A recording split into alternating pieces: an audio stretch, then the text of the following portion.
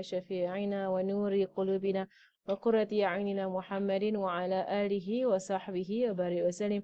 نوانا تعلم وتعليم وتذكر وتذكير ونفع والانتفاع والإفادة والاستفادة والحث على التمسك بكتاب الله وسنة رسوله صلى الله عليه وآله وصحبه وسلم، ودعاء إلى الهدى ودلالة على الخير ابتغاء وجه الله ومرضاته وقربه وثوابه سبحانه وتعالى، مع لطف وعافية برحمتك يا أرحم الراحمين.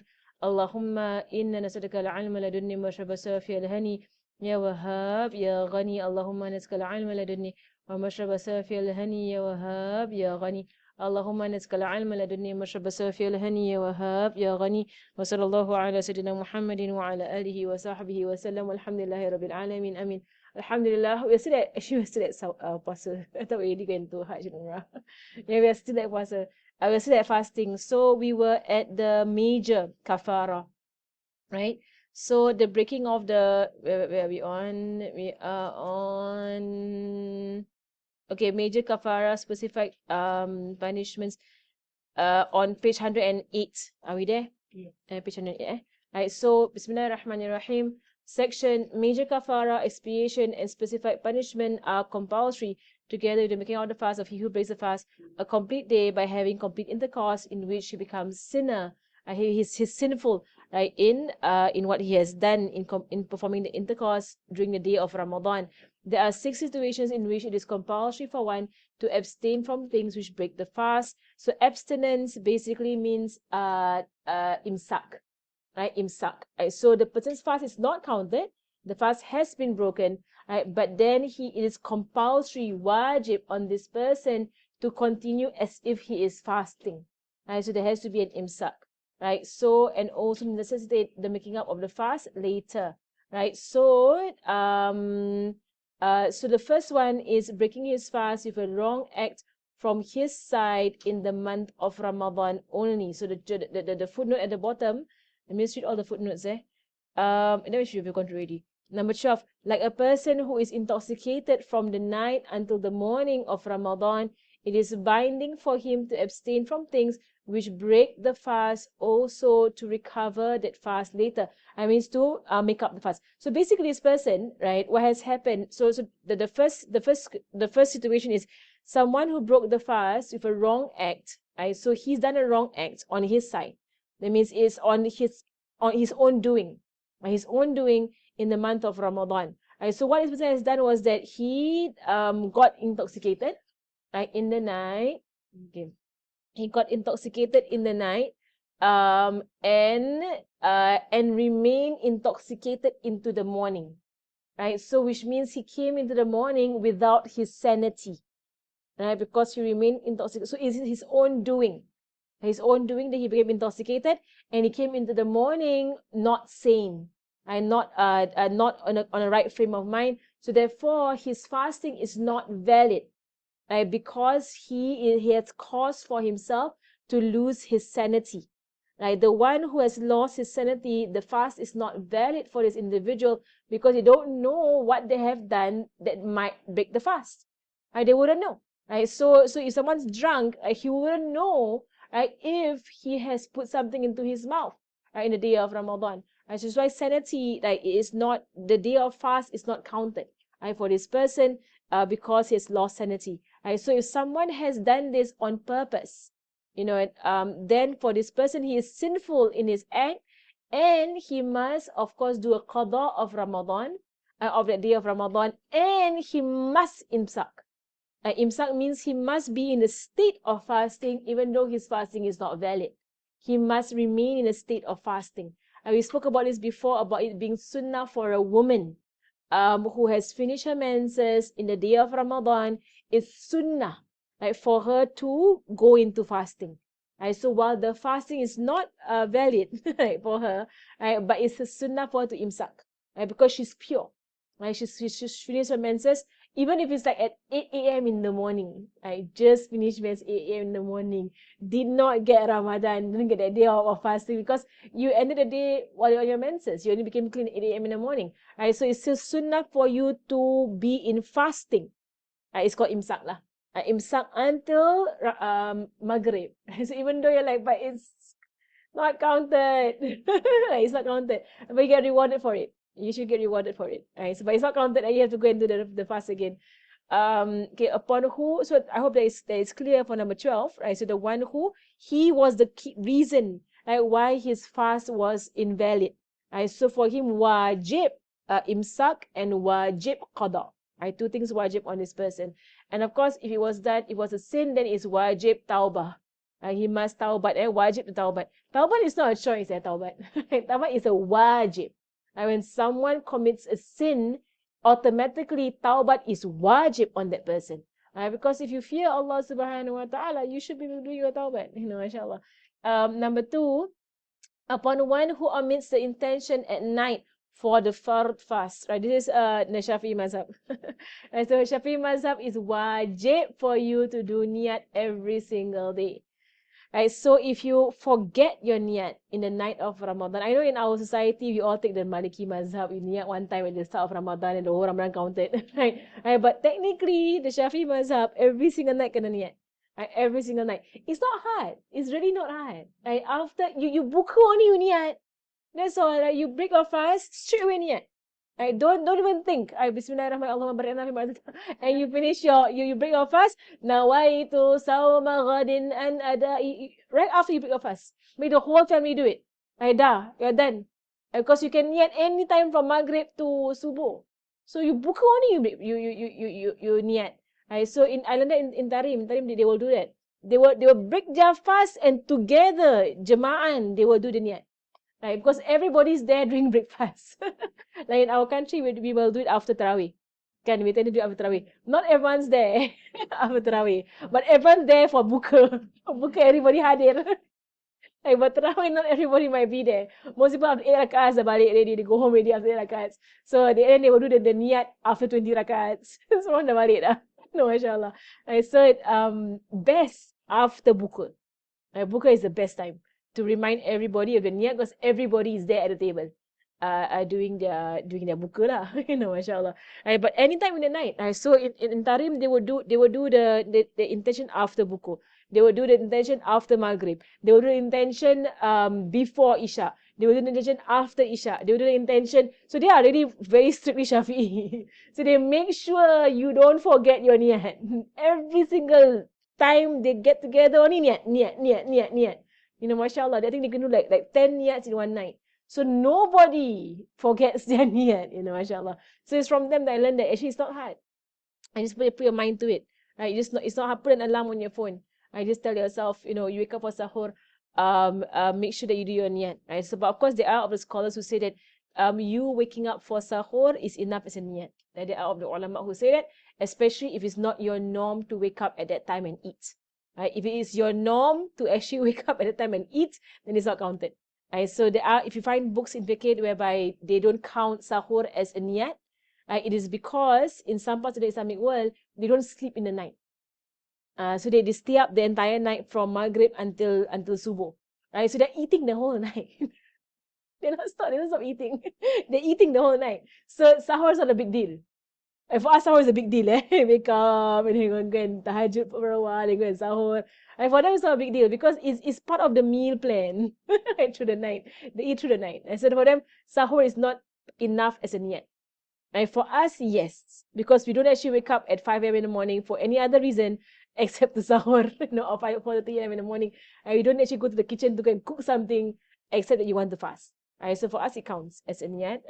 For other societies, it might not count. But just to play safe, make sure you do your niyat physically. Okay. So if someone omits the niyat for the night, then the next morning you wake up and you did not do your niyat, you realize you didn't do your niyat, then it is wajib for you to maintain the imsak. The day, by the Shafi mazhab, that day of fast not counted. By the Shafi mazhab, not counted. So usually, like as I mentioned before, that what we will do is that at the beginning of the month, we'll make an intention to fast the month of Ramadan to follow the Maliki mazhab. Then every single night through the month, you renew your intention. And if you miss out on a day, keep note that you missed out on a day. As in after Ramadan, you do a qada. So that means you really play safe all around. Right? So if you miss out on and yet on a day, so it still counts under the Maliki mazhab. It doesn't count under the Shafi'i mazhab. Right? So you get the reward of the day and the Maliki, right? It's not counted for you for Shafi'i. So you do a qada anyway. So you get more pahala lah. More reward. It's counted. It's counted. That's the one. Alhamdulillah, the masjid will do it. Right? So, but if you have to be at the masjid lah. Do together. Mashallah. Alhamdulillah. And yeah, the next day it's counted. It's counted. Alhamdulillah. As if you do it as a family, so just make it easier lah. But of course, there is also a benefit in my teacher Hababa Mariam. She will always give the story of her husband, her late husband. So her story was that when she teaches Ispat lah, her story is that she was in Asia. I think 2000 and I was in Tarim. 2016. She was still 2017. She was still in Asia that year. And then she had done some da'wah trip. I wasn't here in Tarim. I wasn't here in Singapore. I was in Tarim. Right, so she didn't come to Singapore. She didn't get a visa into Singapore at the time. Right, so she on her way back, they actually stayed in Asia. I think about 2 months. She, her son, her husband, they had stayed in Asia for 2 months doing da'wah. And then so I think on the last day of Sha'ban, they left Asia, right, to go back to Yemen. And then so the first day of Ramadan, they were in Oman. And they were going to go into Yemen through Kala. And so she said that she remembered, of course, we all follow Shafi'i, right? But we still do the Maliki, the month intention. So it was the first night of Ramadan. She remembered her husband say to her son, come, let's do the niyat for the whole month of Ramadan. Right? So, and then her son was like saying to her, to the husband, why should we do the niyat for the whole month of the Ramadan when in our mazhab, you must do the daily niyat. Right? And her husband said, just do the entire month. At least you get the reward, right, of the month if you don't make the month. Because you don't know if you're going to see the end of the month. Right? So you do a niyat for the entire month, it counts for you the reward. The reward counts for you. And so it was faithful lah that when he said that, she just didn't think much about it. But that night itself, when they drove from Oman into Yemen, that was when there was a car accident, and the driver slept. If you've ever been on the empty quarter from Oman to Yemen, it's very scary. When it's called the empty quarter, it is the empty quarter. There's nothing there, no life in this entire stretch of desert land. There's no life. So they were driving at night. She was driving at night. In the first day of Ramadan, they were driving at night. And they were driving in a car. It belongs to Habib Omar's family. Right? So they had like an open roof on top. Right? And they had opened the roof right on top. So the driver fell asleep, like while driving, and top speed, on the highway, top speed, fell asleep, veered off the road. Right? And so if you've seen the empty quarter, I've gone through this place a few times. It's very scary. There are parts whereby there are very steep hills because it's desert, it's mountain desert, and there are parts whereby it's like desert for as far as the eye could see. You cannot see anything at all. It's just desert. Right? So if you go through it in a day, you're like, there's no life. There's no building. It's just one road through the desert. Mashallah. And you can even go through this desert road and not see a single car in front or behind you. For miles on end, you won't see a single car. You're the only car on the road. Mashallah. It's very scary. So it was at night, and then the drivers fell asleep. And they veered off the road into the desert, into the pitch dark desert. There is no full moon, there is no moon, because first day of Ramadan. And you're looking at no moon. It's a no moon night. Moonless night. So and luckily that a car in a distance saw the light of their car veer off. Kalau tak, no one would see the car veer off because there's nobody on the road. It's a very dangerous situation, mashallah. But they veered off. She was telling me the story that she said that she was praying that night. She was doing her tarawih. The men in the car were sleeping. They were fast asleep, and she was like praying, sitting down and praying her sunnah prayers. And then the car veered off the road. The car tumbled. She rolled. And she said that, and she was praying, and she was seated. She had her belt on, but the men all were not belted. None of them were belted. Right? So she said to me, with every tumble of the car, one man of the men, she was the only woman in the car, one of the men flew out through the open window. Right, on top of the car was open, kind of flew out. What she saw, one of her son went out, her husband went out, her nephew went out, and they were all family. And she was the only one in the car because she was the only one belted. Mashallah. And she of course she said, because she always du'a that her awrat be covered, so her awrat was protected. And they were thrown out into the desert. There's no light. Couldn't find the people. You don't know where they are. Because it's empty desert, It's so scary. If you've gone through this part of Yemen, it's so scary. It's our zaman, mashallah. But it was that was the night whereby all of them didn't really have any major injuries. They had like a few scratches here and there. Her husband was severely hit, and he survived, but then he passed away about an hour later. So she said when the car stopped tumbling, she came out of the car, tried to look for what's going on, and then she found her husband by himself, on the side of the desert. It's not road, no, it's desert. And she found him, and then he breathed his last. Passed away. He passed away at that with that accident. Baba Mariam, my teacher. And then she said that, and like really like months later, right? Then when she was teaching this, then she remembered that he said, do the niyat, do the niyat. You don't know if you're gonna see the entire month, So at least the first night of Ramadan, he niyat under the Maliki mazhab to fast the month, right? So he got the month, right? So even though he passed away on the first night, right, of Ramadan. So this is the thing that these kind of things about you never think what's the significance of doing it, right? If it's not our mazhab, right? It's another mazhab. But just do the niyat lah. Right? Just do the niyat. You niyat gonna fast the entire of Ramadan. Alhamdulillah, you pass away on the first night, you got the entire month. Mashallah. Mashallah, mashallah. She would recall lah, all this. They go through things that are so scary. That Allah spares. I think our hearts all cannot handle this kind of thing. But they all go through it. Mashallah. She said she was there, and she watched her husband pass away on the first night of Ramadan. Mashallah.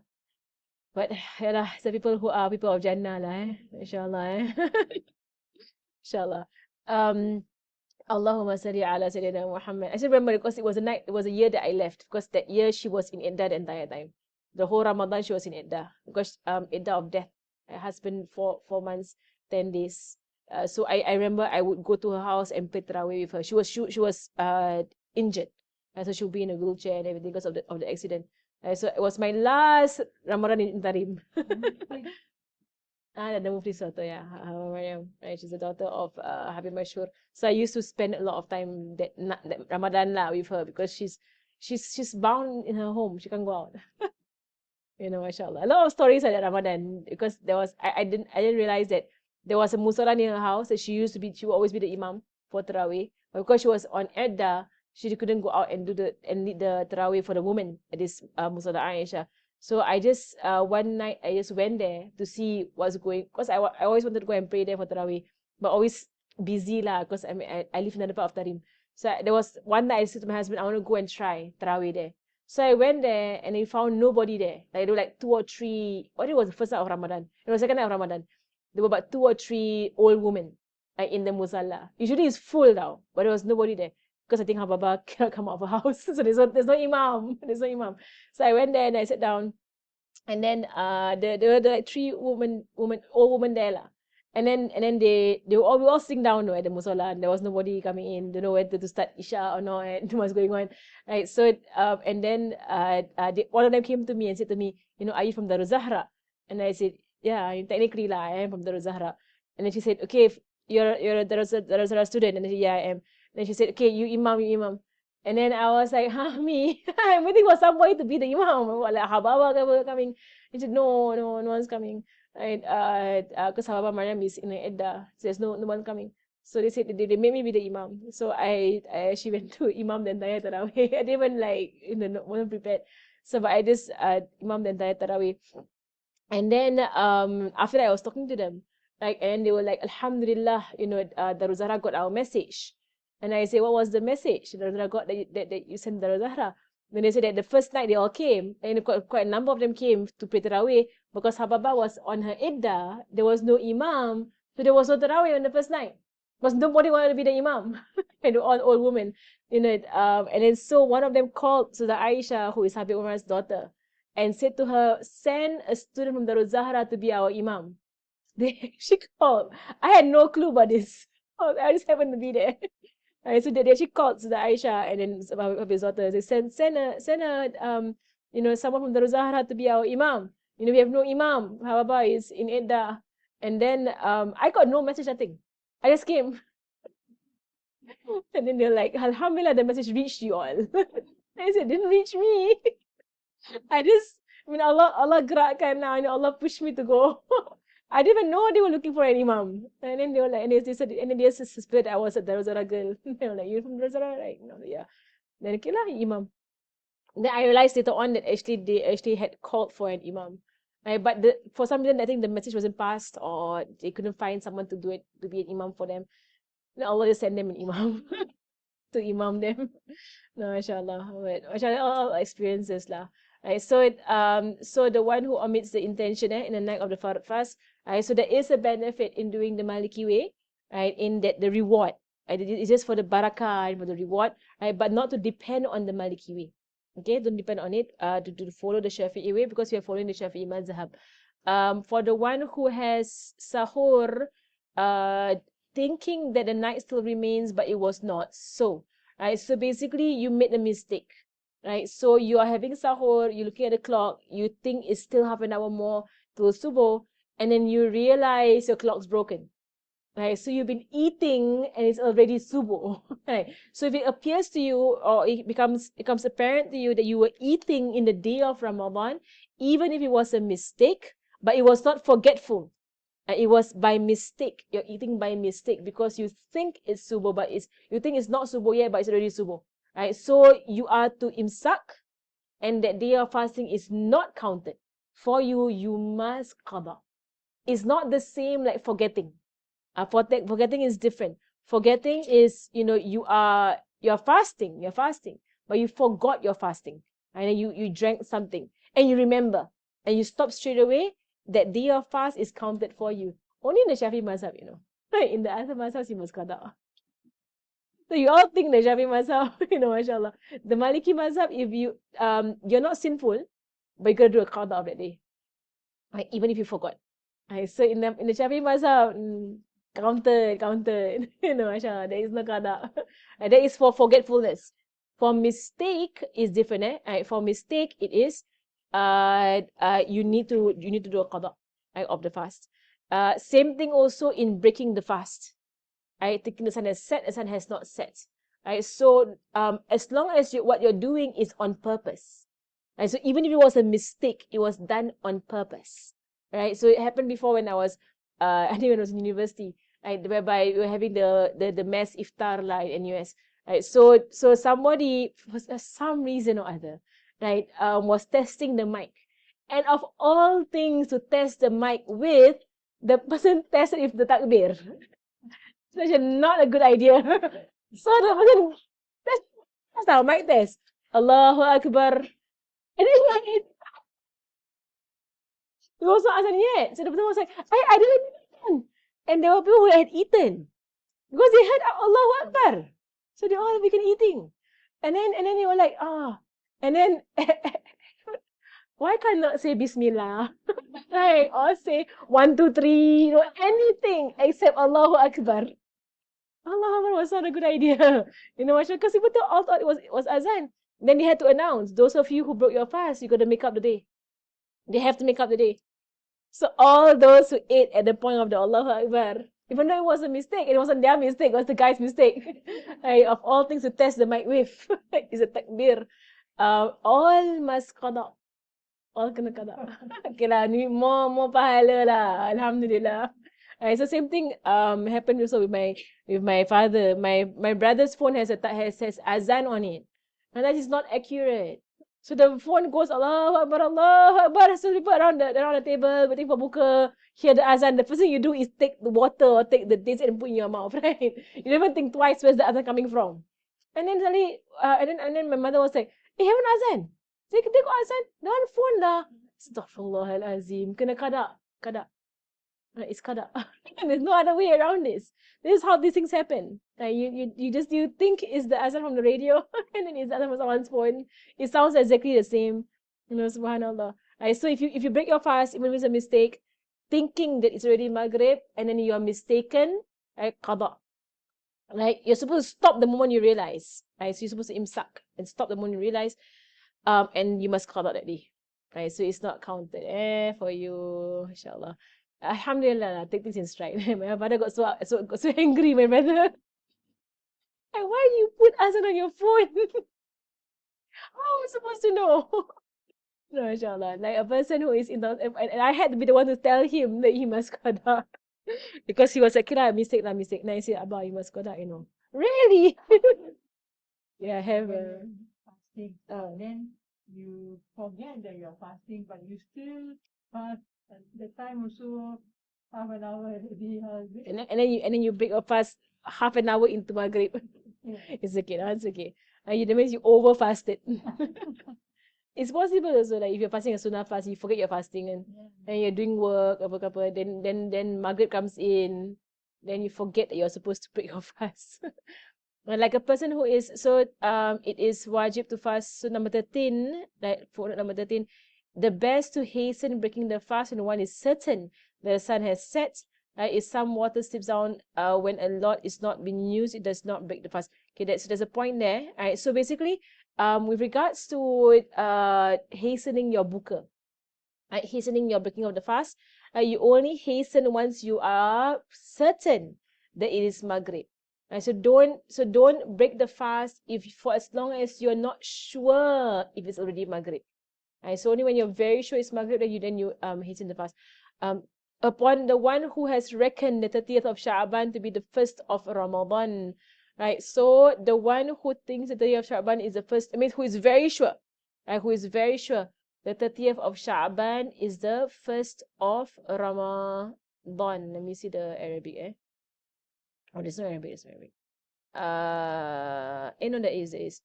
Alaman, so of course the word reckoned is such a strange word to use in fiqh. Macam the Arabic. So al-khamis ala man bana lahu yawmu thalasin min Sha'ban annahu min Ramadan. Okay, so which means that I don't know the meaning of reckon. Right, so it means that someone who thinking that today the 30th of Sha'ban and now it has come to his attention it's actually the first of Ramadan. So he had begun the day not fasting, thinking it's 30th Sha'ban. Then someone comes to him and says to him, hey, last night we saw the moon. And we saw the hilal. Right? Today is the first of Ramadan. Right? And then he's like, huh? Bleh. I don't know what's going on. Right? So if it occurs to the person that it's the first of Ramadan, then imsak. Wajib imsak qada. And it must qada later on. So even though he thought that it was the first of Ramadan, the 30th of Sha'ban. Upon one who was excessive in gargling and putting water into the nostrils to an extent that the water goes down his throat. So this person, okay, so this one is for this for only for wudu, in the case of wudu. Right? So in the case of wudu, you're allowed to put water only at the front of your mouth, right? And you're only allowed 3 times. Okay, and for wudu also you're only allowed to sniff water enough to enter the front of your nostrils, and then to sniff it out or to blow it out 3 times. So if someone in performing wudu, right, does this more than 3 times, or does it to the back of the mouth or to the end of the nose on purpose, right? If they do any of these 2 things and the water goes down their throat, right, their fasting is invalid. Dia batal. Their fasting is invalid. Wajib on them to imsak. They must still, continue the fast and they must qada. Right? So on 2 conditions, you wash more than 3 times. Because you're only given 3 times for the wudu, not more than 3 times. Or you washed excessively. Right? So that means you put enough water to fill up your mouth when you're fasting. Right? Or you breathe in enough water to fill up your nose all the way to the end. You're not supposed to do that. So if you're not confident and you're fasting, then don't do lah. Just keep the mouth and the nose. If you're not confident, you're like, alamak, if I put in my nose, confirm it will go behind. And it will go to the back of my nose. So if you're not confident, then just keep it. It's sunnah. Right? So for Zuhur and for Asar only lah. Right? Then Maghrib, you dah breakfast. Right? So Maghrib, Isha can do normal wudu. Subuh, you can do your wudu before Subuh. Right? So technically only Zuhur and Asar. Right? Whereby you got to be careful with the wudu. Okay? If you gargle or you istinshaq not in wudu, that means just for fun. Why would someone do that? Like, why would someone be gargling their mouth? Okay, maybe a blood. There's bleeding in your teeth. But even then, if you have bleeding on your teeth and you want to pray, you gotta gargle until the bleeding stops. So there is no excessiveness because you're trying to remove the blood that is in your teeth. But so if let's say somebody were to just gargle their mouths because they want to be cool down, for example, trying to do something to cool yourself because it's a hot day. Possible. So people can do that. And if this causes a person to swallow some water, then the fasting is invalid. They must imsak, they must qada. Okay, imsak and qada both. Section fasting is nullified with apostasy, menstruation, postnatal bleeding, childbirth, insanity, even for a moment, unconsciousness, and unconsciousness due to unlawful intoxicants if they last for the entire day. Right, so just a bit of last part. Right, so a person's fast is nullified when they murtad, may Allah protect us from that. Haid nifas. The moment you see the haid, your fast is invalid. Even if you have 5 minutes left to asar before the end of the day, even if it's 5 minutes, the moment you see the menses, you cannot fake it. Like you feel the cramps and you feel maybe something came out and you look at the time, it's 6:55, or like just 7:10. Like that, so Maghrib. You cannot fake it lah. You gotta go and check. Okay, don't like, I don't want to check. No, I had a niece when she first got her menses. She would do that. She would say, I don't check until after Maghrib. Then wrong person to tell. She told me. I said, you can't do that. You can't I don't want to check until after Maghrib. Mashallah. I said to her, if you think that your menses is coming out, right, you're gonna go and check. Don't I'm not gonna see until the Maghrib, and then I will see. You can't cheat Allah subhanahu wa ta'ala. You can, inshallah. It is like the whole day puasa tau. Whole day fasting, then it came at the end of the day, inshallah. But bleeding, postnatal bleeding, childbirth, all of this will nullify the fast. Because childbirth also comes in with nifas, eventually. Anyway, okay, losing your sanity. Okay, that one is because you cannot control your limbs. Right? So if you go into insanity, you cannot control your limbs. So even for a moment, even if you're very sure in that moment you would not have eaten anything, even for a moment, batal. Batal. If you lose your sanity. So however that is, however someone might lose their and become insane. So unconscious, if the unconsciousness lasts for the entire day.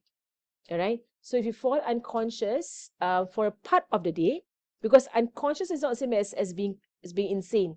Because when you're unconscious, you can't move. As opposed to being insane or drunk, right? Or intoxicated, because you can still move. Right? So someone who's insane can still take something and put it in their mouths. Right? So it's possible they broke their fast. But unconsciousness, you're unconscious, lah. Right? So you don't do anything. Right? So yeah, if it's the entire day. If it's the entire day, yeah, for me it's okay. For the entire day and that you caused it. Means you have taken some drugs or you've done some things, you were the cause of it, of the unconsciousness. So inshallah, we'll finish off the chapter next week on fasting. Still on fasting for so long, inshallah. Inhaler, okay, inhaler, or the original ruling is cannot. The origin, because it has substance inside, right? But then the latest fatwa, not just by Singapore but other parts of the world as well,